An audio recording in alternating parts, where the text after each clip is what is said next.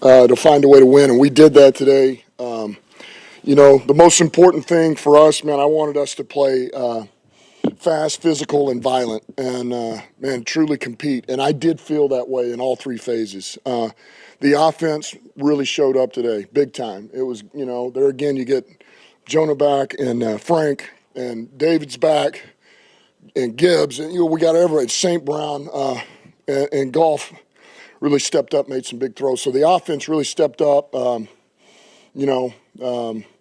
just stayed in phase. Defensively, we played really good early, and then they started getting us in a little bit of this no tempo, and we just got to clean up the composure a little bit and get the call, get lined up, and let's just play ball. But that'll all be stuff that we correct. But man, it's a good win. We found a way. It seemed like one of those games where the team with the ball last was probably going to win it. Did you think that way? Well, we had the ball last. And just take us through the 4th and 2 call with that kind of mindset in mind. Yeah, I wanted to finish with the ball, and I trusted our guys. I trust Goff. There's, they'd had going into that situation. If you don't, there's gonna be a lot of time left. You kick a field goal. So I wanted to finish with the ball in our hands. I liked where we were at offensively. We were playing good. Goff was in a good spot, and I felt like that was the right thing to do. It seemed obvious. I don't think a lot of people would agree it was the right thing to do, but it's still gutsy to do that. You had a game-winning field goal there for the take, potentially a field goal there for the take. Well, to each his own, and some say it's a boneheaded move, and some say it's not, and I made the decision, and I stick by that decision. Is it easier a little bit? You get David Montgomery back, obviously mixing him in with Gibbs, and just getting that going. What was your impressions of what they were able to do together today? Listen, that to me, this is part of the vision coming to life, man. Is those two back there, the two-headed monster, and they both deliver something different, and they're both very unique, and they're dangerous, both of them. So it's good to see that, and Gibbs continues to grow, and it's great to have David back. He played at a high level. And then the O-line, man, really showed up today. It's what we talked about, playing physical, finishing, playing violent. Those guys were outstanding, in protection and in the run game. Is it easier to make that call on 4th and 2? You guys are still on the 4th down. Keep going. All right. This is the callback. To go with that, when they've scored on 5 straight possessions, knowing that your defense is struggling today, that you kind of maybe don't even have an option, right? That you have to. Yeah, I felt like it was the right move. Let's just say my mind doesn't go there, but let's just say we don't get it. They were going to have a lot of time left anyway. They do, but I got 3 timeouts, so they get in field goal range or whatever. And I feel like, hey, we'll bang them, and then you answer back for a tie. But I just felt like, hey, the right thing to do was to go for it there and finish with the ball in our hands, get the first down, drain the clock, and let Riley go in there and hit it. We were, that was a kick that was well within his range, and so that's why I did it. Focusing on the fourth down question again, going back a few minutes ago, you said the word trust. You trust this group. Where does that trust with this offense stem from? Well, this group's been together for the most part for a while.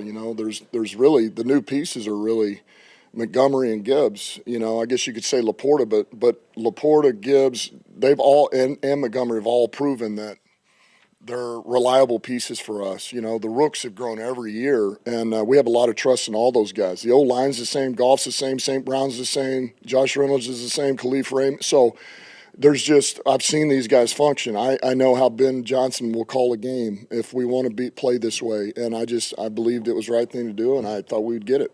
Yeah, focusing on the moments you can draw on later, a game like this, winning down the stretch on the road against a tough game.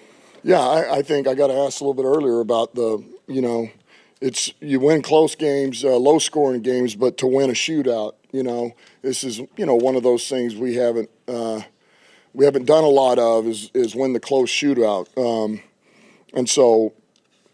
I think every time you win, and no matter how you got to get it done, you learn from it and you gain something out of it. The good and the bad you gain. So yeah, it certainly does. Who was talking to me? I'm sorry, Jason. That's fine. We're focusing on the last fourth down, but this was a game fourth down all day. Got it. No, I mean, there was 8 or 9 attempts between the two teams. Dave asked you earlier in the week with Staley's aggressiveness, your aggressiveness. Was that the game plan going in, was that you knew you kind of had to keep your foot on the gas that whole way, or did it develop as you got a feel for things? I felt like, I just felt like, look, a lot.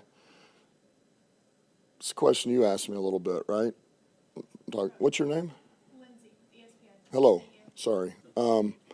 And we got our guys back, and we're at full force right now. And I have a ton of confidence in that offense and Ben Johnson calling that offense. Goff behind center, that O-line, the backs, the receivers. And so it just, and with where that game was at and what we were walking into, I just felt like it was the right thing to do. I told them all week we were going to play aggressive, and I wanted us to be ready to go, and we were, that was kind of part of the message, our demeanor and the way we were going to coach and play. We were going to be aggressive.